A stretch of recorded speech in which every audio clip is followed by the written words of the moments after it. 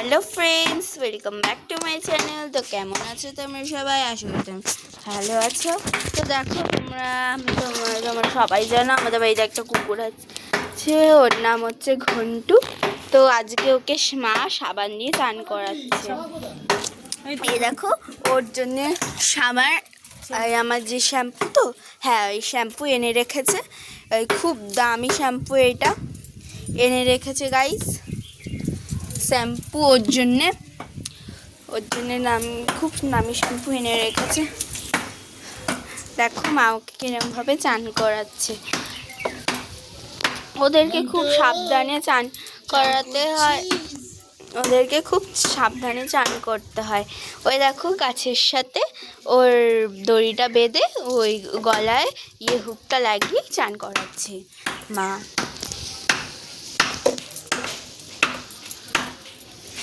আর তোমরা সবাই জানো আজকে নীল পুজো। তো মা সব কাজ করে মনে হয় বিকালের দিকে গঙ্গায় যাবে। হ্যাঁ, গঙ্গায় যাবে, এসে তোমার পুজো দেবে, ঠিক আছে? পুজো দেবে, গঙ্গায় যাবে, এসে পুজো দেবে ফল দিয়ে। তো আজকে অনেক প্ল্যান আছে আমাদের, তোমাদেরকে দেখাবো। আমিও মাদের সাথে গঙ্গায় যাব, চান করবো না, আমার তো চান হয়ে গেছে। তোমাদেরকে দেখাবো বলে মাদের সাথে একটু গঙ্গায় যাব। দেখো আজকে খুব কড়া রোদ উঠছে। ও একটু সরো। আর এ তো একদম চান করতেই চায় না। দেখো দেখো দেখো, গা ঝাড়া দিচ্ছে একদম। এ তো একদম চান করতেই চায় না। সাবান দেখলেই ভয় পালাচ্ছিল গাইস। তোমরা জানো? মা হাই বলো।